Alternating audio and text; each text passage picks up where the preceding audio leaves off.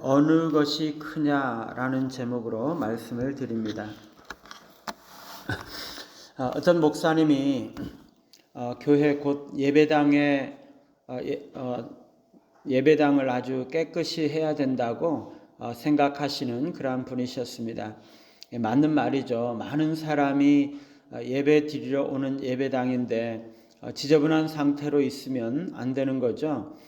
혹시 사람들이 언제든지 올지 모르기 때문에 예배당과 주변 환경을 언제나 깨끗하게 하는 것은 너무나 당연한 것입니다. 그런데 이 목사님은 정말 철저하신 목사님이셨어요. 예배당에 자그마한 종이 조각 하나라도 떨어져 있으면 실로락이 하나라도 떨어져 있으면 안 된다고 아주 강조를 하시는 분이셨죠. 만일에 성도들이 부주의해서 예배당에 휴지 조각이 하나라도 떨어져 있으면 아주 불호령을 내리셨습니다. 그러니까 한 번만 말씀하시는 것이 아니라 그냥 여러 번에 걸쳐서 반복해서 계속 말씀을 하십니다. 한 번 목사님 눈에 거슬리면 혹은 목사님이 화가 나시면 그냥 화가 풀릴 때까지 계속 반복적으로 얘기하기 때문에 성도들은 마음이 아주 괴로워서 죽을 지경이죠. 교역자 회의할 때도 목사님은 자신은 그렇게 철저하게 예배당을 깨끗하게 하려고 하고 있고 또 그렇게 해야 한다고 아주 강조하시죠. 이 목사님은 작은 실수를 하지 않기 위해서 큰 죄를 짓고 있는 거죠. 여러분, 휴지 조각 떨어진 것을 못 보고 죽지 않은 것이 더 큰 죄입니까? 아니면 그것 때문에 화를 내고 성도들을 괴롭게 하는 것이 더 큰 죄입니까? 이 목사님은요, 자신이 저지르고 있는 인격적인 문제에 있어서의 잘못에 대해서는 별로 중요하게 생각하지 못하고 자신이 철저하게 지킨다고 생각하는 그 원칙 때문에 휴지 조각이라도 떨어진 그런 문제에 대해서는 너무나 중요하게 생각하는 거죠. 교회 안에서 다른 사람을 상습적으로 비난하고 비판하는 사람이 가끔 있습니다. 예수님께서 자기 눈에 들보는 보지 못하고 다른 사람의 눈에 있는 티를 보는 자가 있다고 말씀을 하셨죠. 다른 사람에게 있는 한두 가지의 작은 허물에 대해서는 눈에 불을 켜고 비판하고 막 정죄를 하고 소리를 높이는데요. 사실 자기 자신의 신앙생활을 제대로 하지도 않고 경건의 삶을 살지도 않고 교회를 위해서 기도도 잘 하지 않는 그런 사람들인 경우가 많은 거죠. 진짜 경건하고 신앙이 있는 사람이라면 다른 사람의 허물을 덮어주고 형제의 있는 모습 그대로를 인정하고 수용을 하겠죠. 어떤 사람은요, 본질이 아닌 것에 대해서 너무나 신경을 쓰면서도 본질적인 것들에 대해서는 너무나 소홀히 하는 그런 사람이 있습니다. 말씀과 진리를 가르치고 배우는 일에 대해서는 별로 관심을 안 가지면서 교회의 외적인 것들에 대해서는 너무나 강조하고 쌍심지를 켜고 달려드는 것이죠.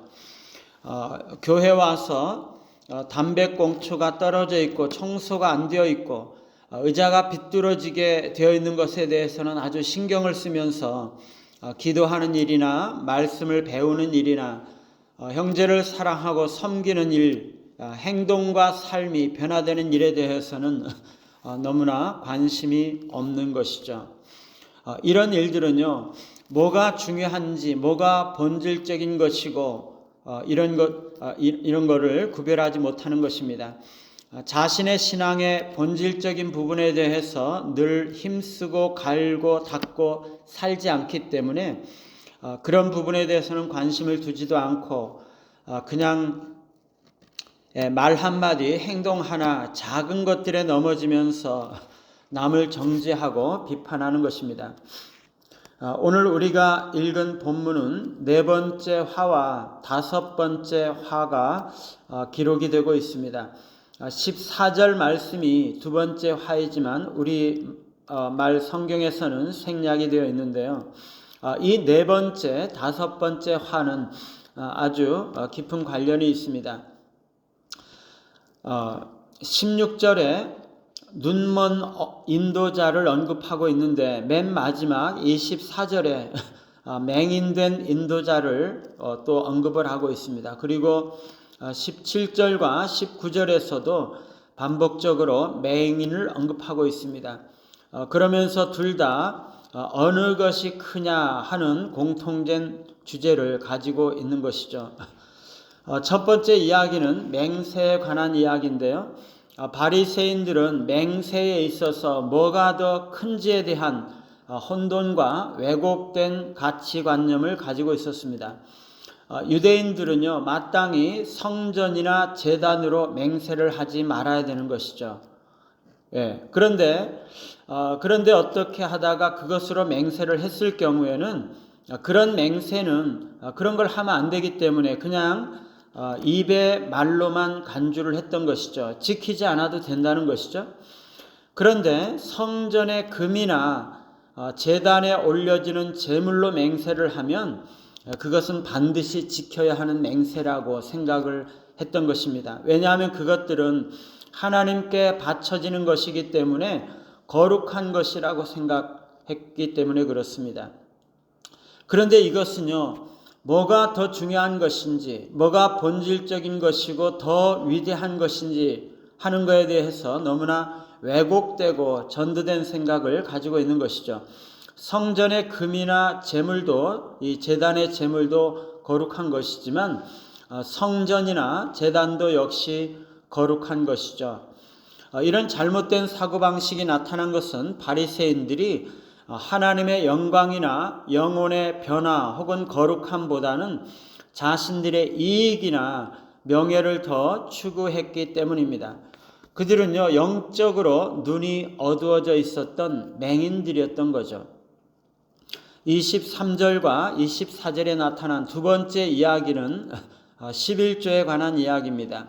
11조를 드리는 것은 율법에 규정된 의무였습니다. 바리새인들은 그것을 철저하게 지키고자 했죠. 그래서 그들은 곡식의 11조뿐만 아니라 심지어 박하나 회향과 근체의 11조까지도 드렸던 것이죠. 이것은 이런 것들은 이제 향료라고 할 수 있는 식물인데 이 바리새인들은 11조를 너무나 철저하게 지키고자 향료 식물까지도 그냥 밭에 있는 그러한 곡식뿐만 아니라 텃밭에 있는 작은 텃밭에 있는 향료까지도 11조를 다 드리고자 애썼던 것이죠. 그러나 정의와 긍휼과 믿음 이런 것들은 저버렸던 것입니다. 이것들은 그들의 종교에 있어서 본질적인 것들이고 더 중요한 것들인데 이것은 지키지 않으면서 사소한 것들에 대해서 너무나 지나치게 목을 메고 있었던 것이죠. 교회 안에도 가끔 이런 사람들이 있을 수 있습니다. 신앙의 본질적인 부분을 어떻게 변화시키고 성장할까 하는 것을 고민하는 것이 아니라 외적인 부분, 사소한 부분에 대해서 지나치게 목을 메고 고민을 하고 있는 것이죠. 예수님은요, 바리새인들이 하루살이는 걸러내고 낙타는 삼킨다고 책망을 하십니다. 그러니까 작은 규칙을 지키려고 그것에 아주 집중을 하고 이렇게 잘 그거를 걸러내지만 큰 실수, 큰 죄를 짓는 것에 대해서는 관심을 두지 못하고 그냥 삼킨다라는 것입니다. 그러니까 작은 실수에 대해서는 민감하게 생각하면서 큰 죄는 눈 감아 버린다는 것이죠. 우리는 눈이 바르게 떠져서 뭐가 더 큰지를 바르게 볼 수 있어야 합니다. 뭐가 더 중요한 것인지 하는 것을 알아야 하는 거죠. 더 중요한 문제는 간과하면서 사소한 것들에 목을 매는 일은 없어야 하겠습니다. 성령께서 우리의 영혼을 조명해 주셔서 큰 것을 큰 것으로 인식하고 작은 것을 작은 것으로 인식하고 하나님께서 보시는 대로 모든 사물과 가치를 바르게 판단할 수 있는 분별력이 우리 모두에게 있기를 간절히 바랍니다. 찬송가 516장입니다.